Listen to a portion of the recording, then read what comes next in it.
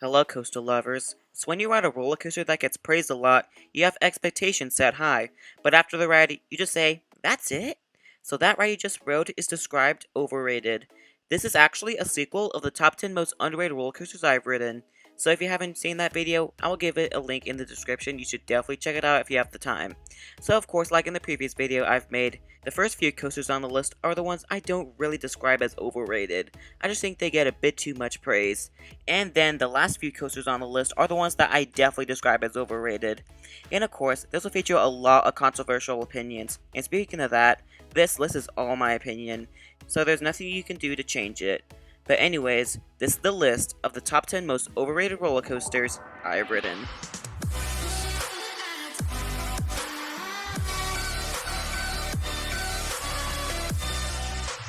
Welcome to King's Coasters. If you're new here and have a credit count more than 25, King's Coasters will be for you, and consider taking a moment to subscribe to the channel. It supports us and it really helps. And if you've been watching my videos, welcome back, and thank you for the great support. It's a big help. So let's go to the park I talked about last week, Cedar Point. So if you have seen the ride experience portion of the Raptor review, on the straight track part of the POV, you can see the massive B&M dive coaster, Valravn, which will be kicking the list off at the number 10 place. I just think this ride just made me underwhelmed. It's because it was more forceless than I was expecting, especially at the bottom of the first drop. It's kind of forceless, but I will give credit where credit is due, and I said this a lot. The views are magical when you're at the top of Valravn, but aside of that, this ride has some issues, like the vest restraints. I don't hate the vest restraints, but I don't like them. But there are actually a few coasters with the vest that I like. Wild Eagle and Gatekeeper are great examples, and I can look past the vest restraints on those coasters, but I cannot do the same for Valravn. But I will say this ride is good, it is fun for what it is, but I think it gets a bit too much praise. So going from one Cedar Fair park to another, this is a ride that I liked, but I don't ride as much anymore. It is Adventure Express. I have heard this is one of the best Aero Mine trains, but it is the best one I've done, because I've only done 2. This ride is not good, and this ride is just so sad, because in the past, this was one of the rides that I liked and rode a lot, but now I don't ride as much anymore. It's just a big waste of time, but I will give credit where credit is due. The theme is pretty solid, but I haven't done the updated version yet this year in 2023, so I might do it this year, but I'm not sure. I also like the setting. It's in the trees and it gives some nice hand and head choppers. This ride also has very janky transitions into each element. It's disgustingly awful. So going back to Cedar Point, this is a ride that I need a rewrite on, because I experienced it in the worst condition, but I think it's getting a bit too much love. It is Blue Streak. This ride is very high on the list of roller coasters that I need a rewrite on, because I rode this once, and I was stapled, and I was in a wheel seat. But I think if I rode it again, this coaster would still get a bit too much praise in my eyes, because the ride can have pretty lackluster airtime. And I can look on the positive for any coaster that I experience, but this is one of the rare instances that I can't really say anything positive for this coaster.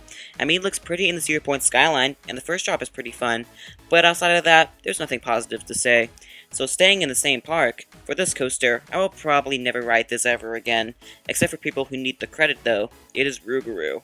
This coaster also gets a bit too much praise, because I've heard it's one of the best floorless coasters out there, so I was pumped to ride it, but after, I was pretty disappointed, and I got a mini headache afterwards, because this ride is the definition of headbanging. It is non-stop headbanging from the first drop to the final breaks. This ride is definitely the worst B&M I have ridden, but the ride at least looks cool, and the roar of the train also sounds pretty sick, but it is definitely loud though. But the next time I'm at Cedar Point, I will be skipping this one. Get the credit and forget it. Going to the park that I have gone to into the spring, Dollywood, I have heard this is one of the best dark ride coasters out there, but I don't understand the hype. It is Blazing Fury.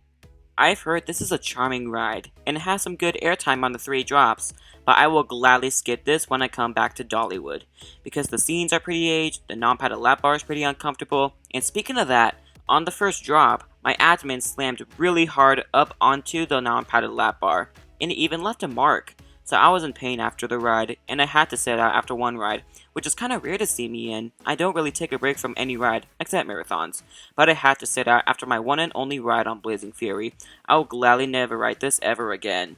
So going back to Cedar Point, this is definitely one of the most polarizing coasters in the world. Some people praise it, looking at you Airtime Thrills, and some people jeer on it, looking at you Coaster 365. And I'm on the side with Coaster 365, aka the negative, and the coaster that is polarizing is Magnum XL-200. I have actually heard some coaster enthusiasts say it was one of their favorite roller coasters of all time. I've also heard all the criticism and praise that this coaster is getting, so of course I had to ride it. And pretty much, I'm glad I rode it, but I'll probably not ride it again. I mean, I can when I return to Cedar Point, but this is a ride that is not for me. I think the last Airtime Thrills are way too crazy for me. It just flat out hurts, and the jankiness is also really hard to look past. But I will say that just like Valravn, the views are so pretty when you're at the top. You see Lake Erie on one side, and you see Frontier Town, the Gemini Midway, and Cedar Point Shores on the other. And here's something triggering. It doesn't place in my top 25. It's currently placed at the time of this recording, number 31. I am not a fan.